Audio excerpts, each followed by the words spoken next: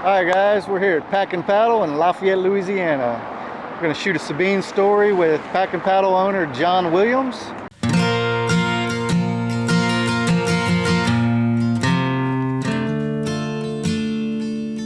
Out here on my Sabine, I feel alive.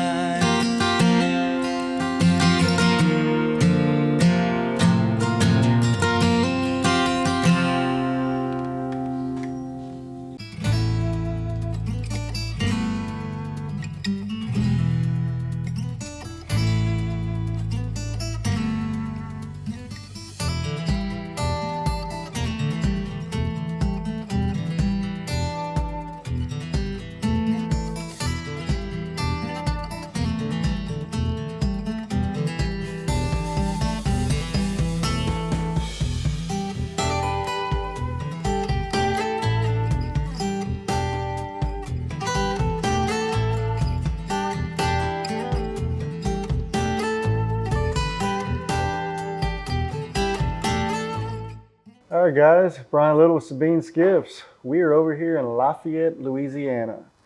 Made the trek east from Texas. Going to hang out with John Wliiams, owner of Pack and Paddle. So we brought y'all into the store. We're going to walk around it a little bit. We're going to go eat some nice local food tonight. Tomorrow we're going to load up his Sabine Versatile, talk about his skiff, how he set it up, why he set it up, and then he's going to take us fishing. Eat some nice fried chicken on the boat. Try not to get his boat oily. So looking forward to a good time, John. Thank you for having us. Oh, I'm looking forward to it. It's always a good time. Yep. Well, John, I want to start off a little bit. You know, we're in your beautiful store. Tell us a little bit about how this store got started, the history of it, maybe where it's going. Okay, cool. This store started in 1974, and at that time I was 12 years old. And I can remember, the very beginnings of it. And the way that it actually started was my mom. So she was a really energetic person, and we had 5 kids in our family. I have 2 sisters who are older than me and 2 brothers that are younger than me. I'm right in the middle. And so she had started a Girl Scout troop. But she didn't want to have just any Girl Scout troop. She had to have the best, greatest. Best outfitted. Yeah. And so they had gotten into canoeing because at the time the Ozark Society up in Arkansas was trying to save the Buffalo River and turn it into a national park. And they were involved with that. And we had been going to the Buffalo River since I was 5 or 6 years old. So she wanted to get the girls doing that kind of thing, and then they decided, we got to get some canoes for this troop. And then they're like, I wonder how we can get these canoes cheap. So they said, we'll get a canoe dealership. So they called Grumman Canoe, because in those days there was like one canoe out there, those old Grumman aluminum canoes. Yeah, right. And so they said, you got to buy 12. So they only needed 6. So she called all her friends and ended up getting her friends to buy the other 6, and that's kind of the story of what led to, maybe we could do an outdoor store. No one's doing that. So at the time, there was no kind of store like this in the area, or for hundreds of miles? Or? Oh, yeah, hundreds of miles for sure. And, at that time, when you said outdoors, the idea of outdoors was hunting and fishing.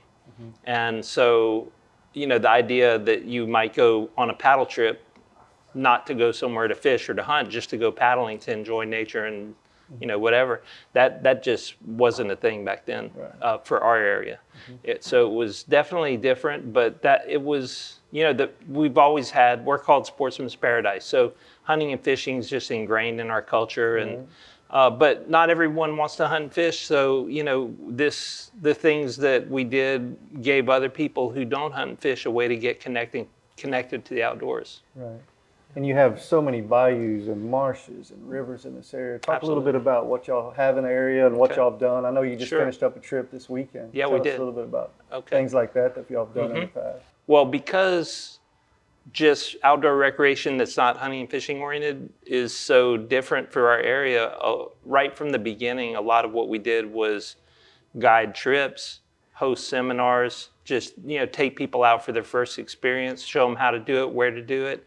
And so at that time, we had to get out and sort of figure out where are the best places. And nobody thought this was a very good paddling state. It turns out we might have one of the best paddling areas maybe in the country. If anybody's followed your social media and some of the pictures and videos of paddling through the cypress trees and the swamp and it's the marshes, incredible. it's beautiful. It's incredible. I mean, you look at pictures of people paddling in other areas of the country, and it's beautiful, but it's mostly pine trees. Correct. You come here and there's so much variety: hardwood, bottomland swamps, cypress swamps, marshes. There's so much variety and so much unique places that you can take a boat. We're an okay hiking area, but we are a fantastic paddling area. And then, over time, this is progressing probably 30 years, but kayak fishing started to come on, and that's when we sort of connected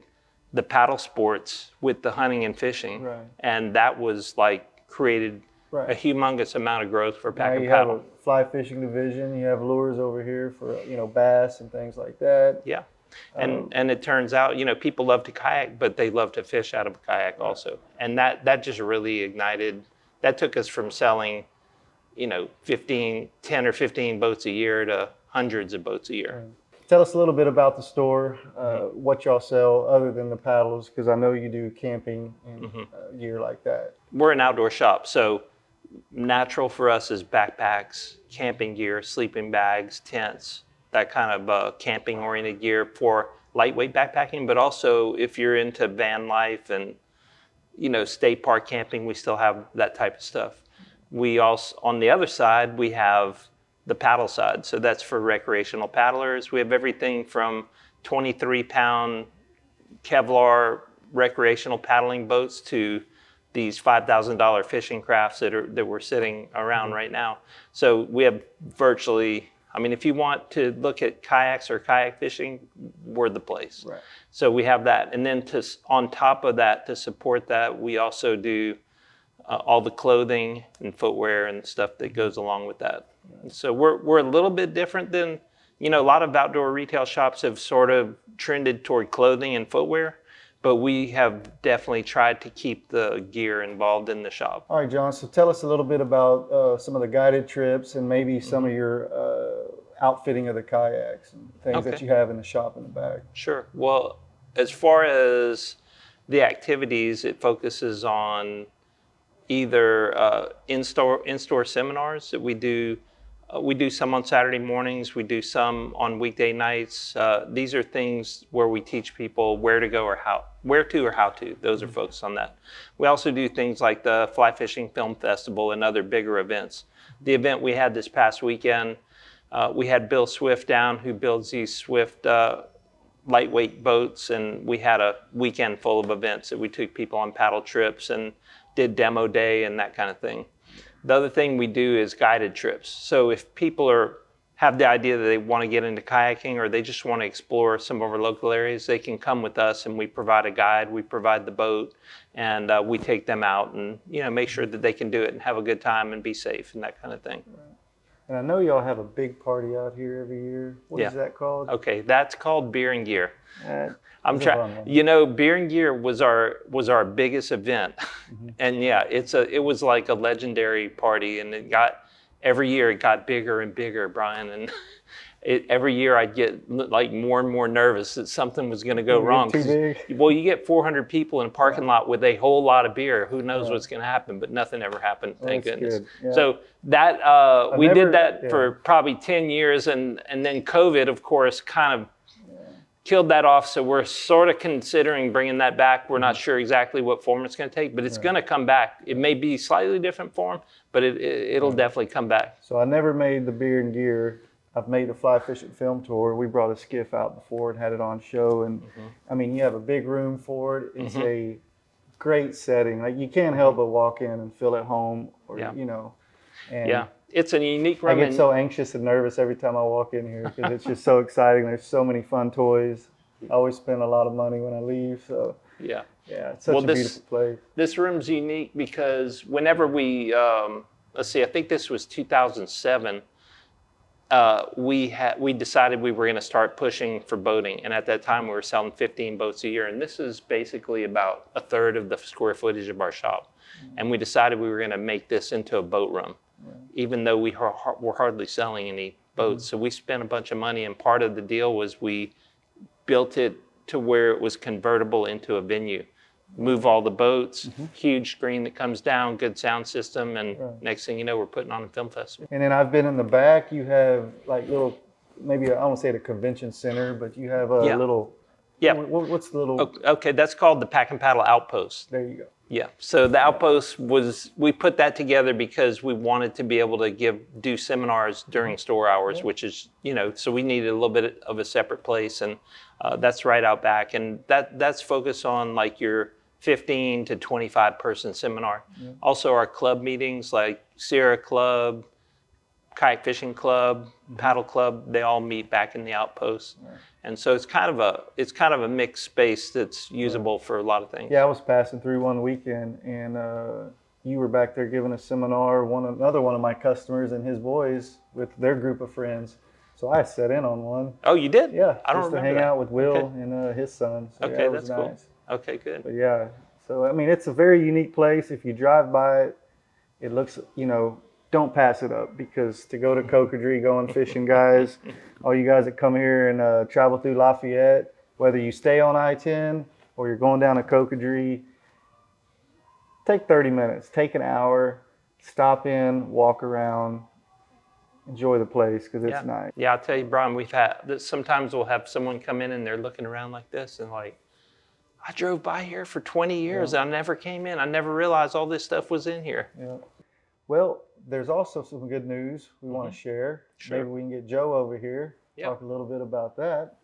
All right, John, so on the way down here, we had a little talk. John has some good news. Yeah. Excited for him and Becky. So, John, why don't you take it away and tell us. Sure.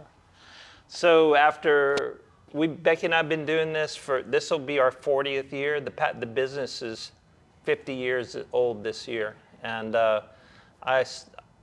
we've been married 40 years. So Becky and I have been doing this together our whole marriage. But we took the business over in 1999, so fully running it ourselves since then. And this year we've been looking for a way to find some younger folks to come in an ownership position. And this year we found a couple of employees that we thought would be awesome possibilities, and had a lot of deep talks and worked through a lot of things, and we're happy to announce that we have some new owners here, half of which are here right now. So this is Joe Maselli. All right, Joe, tell us a little bit about your time here at the shop and your future. Yeah, I was the trip and event coordinator and the equipment buyer when John and Becky asked me if I would be interested in buying. I grew up in Lafayette, grew up coming to the store. It's been a big part of my life. It's been somewhere that I found a lot of solace in coming to. And when I came back, I was in the Navy for 8 years. When I came back here, I remember walking into the shop and things were in different spots and everything, but it was still home. And so it's a very special place to me. I was talking with a customer of ours on Friday night, and he was talking about what Pack and Paddle meant to him. And one of the things that I told him was that, look, I'm not part of the Wliiams family. Like, this hasn't been in my family.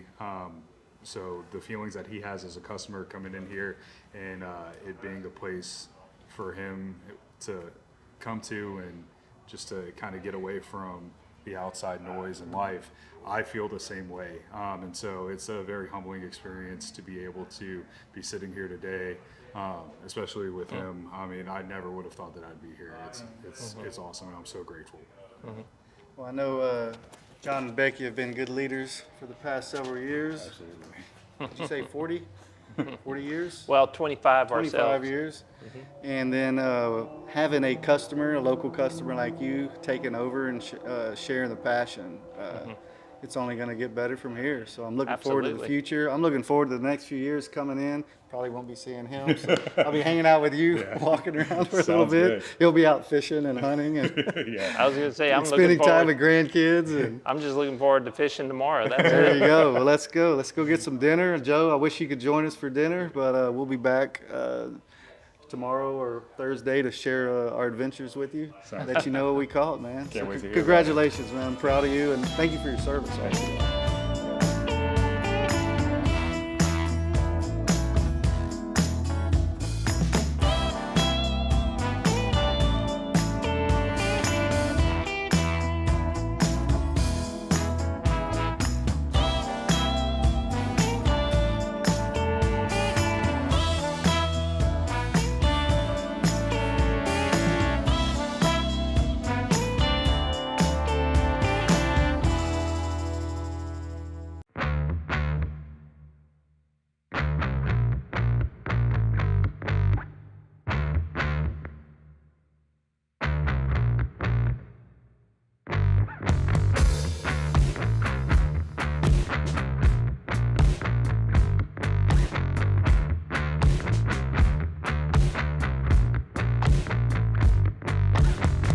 All right, John.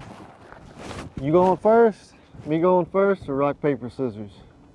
Rock, paper, scissors. Let's do it. All right. Ready? 1, 2, 3. I'm on the pole. You knew I was going to do rock, didn't you?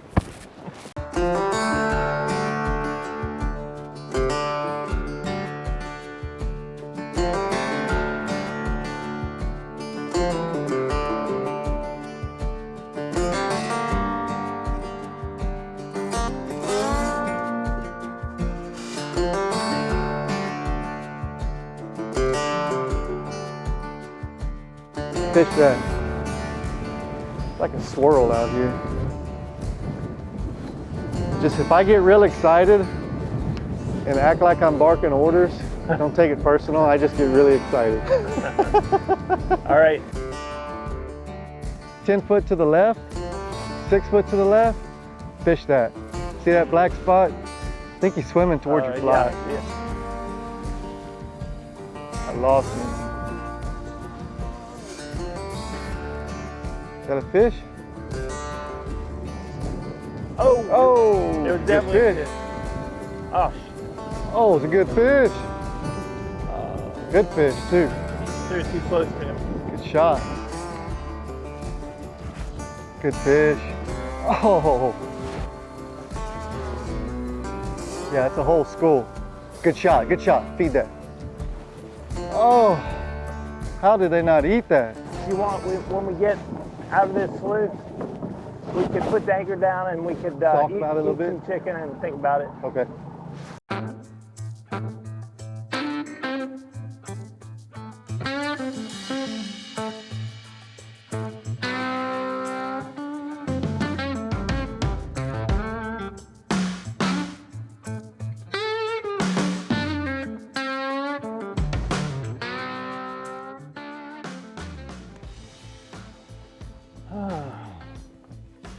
So you want to make a move up? I am not a Boy Scout.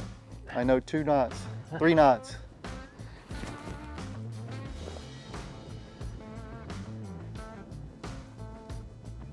Go black. Only when I'm rigging tarpon stuff do I have to look up. I tie a different knot.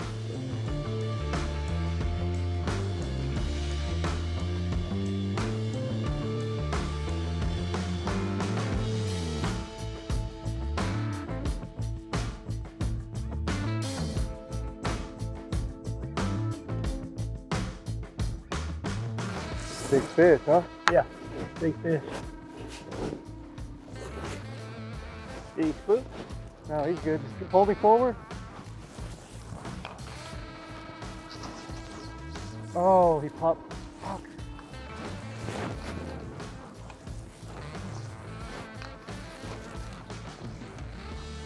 See his weight? God, he did not want to fly. I fed him a couple times. Not even looking at the fly. Usually, man, those casts we made, we should have 5 or 6 fish in the boat. Oh, you spooky red. There it is. Got it. I'm dead. Kidding me? Ain't even worried about it, dude. Oh my goodness. He did not want to eat. He went around it. Wow.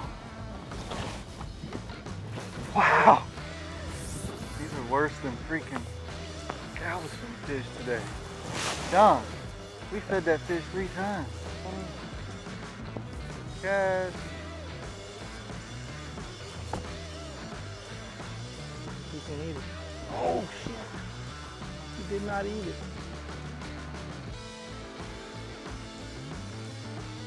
Dude. He does not want to eat much. He ain't gonna eat that.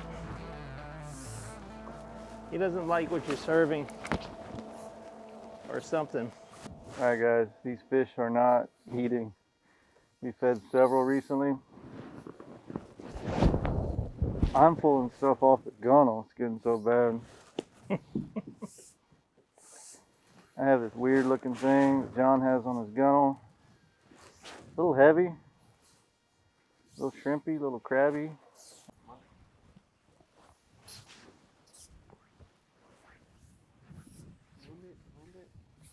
That's it. Yes. Quarter Connor. Oop. Oh boy. You know,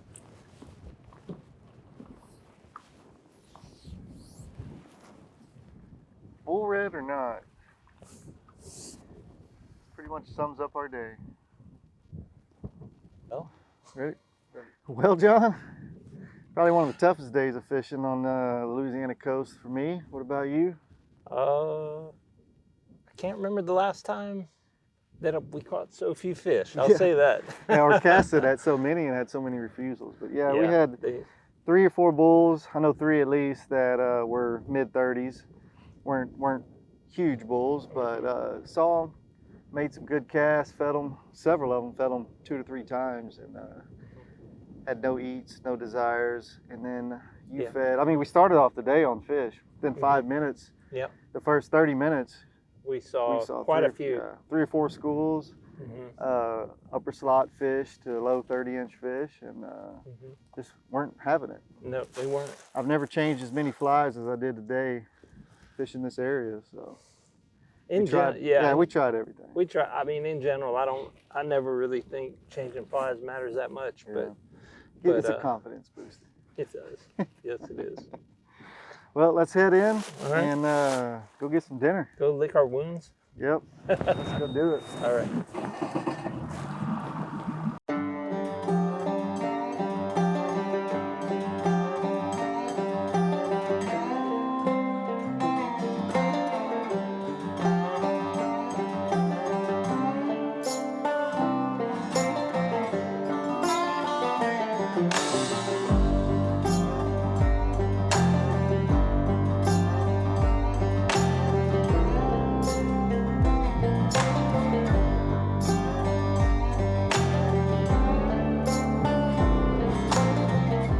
Hey John, we're back at the ramp.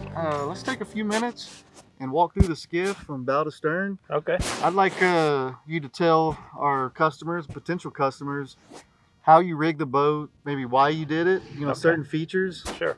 things that, really helped you. Sure. So maybe someone who's looking at a Sabine could, look at some of these options and see if they need it for their situation. Sure. Okay. Well, let's You wanna start. start at Let's the start. Yeah, let's start at the front. I did put a trolling motor on here. I do enjoy having it. I'm glad I have it. But I have found that I have not used it that much. Yeah. But it has come in handy, especially if I'm fishing by myself. That has come in handy, and Some circumstances why you don't use it, just shallow water? Or? yeah. What happens? What I find, I like to fish shallow, so it seems like you can't really get shallow enough and still use trolling motor. So I'll always end up pulling the boat anyway. Yeah. So that circumstances, you're fishing shallower than the trolling motor. Can Absolutely. run. Yeah. Okay. But I do use it, so it's not like I don't use it. This I added later, and previous to this, we used to take the cooler and put it on the deck and we stand on the cooler, which worked well, but this is just so much easier and casting simpler. platform. Yeah, love it. Yeah.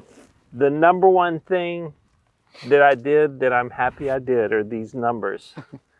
And that is because I'm super left-handed, and I don't know what's my problem, but when I think 3 o'clock, I'm looking at 9 o'clock and vice versa. So now when I'm on that platform and I see a fish off the left side of the boat, I look here and I say 9 o'clock. And I I'm get so it right bad every because time. I get so excited when I fish. I call 3 o'clock when I mean 9 o'clock. I call 9 o'clock when I mean 3. So these actually helped me today. Yeah, sure. Moving back, this hole here is a little different than what you see. Y'all built me some kayak racks. And this is for me to be able to carry kayaks when we go out fishing. So we take the kayaks out and kayak fish certain areas that we would never be able to reach without a boat. Because it's further away than you would paddle. Sure. Yeah. And y'all did it unique. The front hole is round. So this rack, if you can visualize, rotates. The rear one is square, so it's solid. So when we get to where we're going, we just lift the back of the boat, twist it out, put it down, slide it in. And launching it's easy, but getting it back in the boat, super easy. Because all you have to do is reach down, pick it up, put it on here.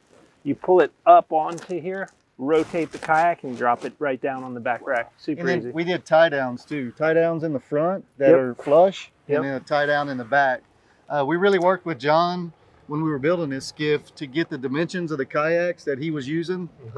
Kind of picked a happy medium because there are different dimensions of kayaks out there. But we did work with him and place the kayak racks in a good position so they're strong enough to hold the kayak in a good spot.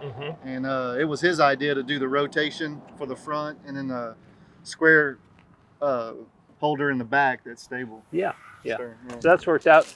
This is new. I mean, I've always used a cooler, but I've had the boat for a long time, and we would just have this bouncing around in the cockpit. So when y'all recently did some work on here, you got it locked down, and did tie down. I use it as a cooler some, but I use it as a gearbox quite a bit. So just for storage, throw a few things in there. Today we didn't have ice in there. We just threw some gear in there. So I use it both ways. This Orion cooler, you can buy I think it's called a handy back to have a backrest. So if somebody wants to ride up front, they can ride up front. Have you ever used a 40-inch ruler? Oh yeah, absolutely. Redfish, black drum, or both.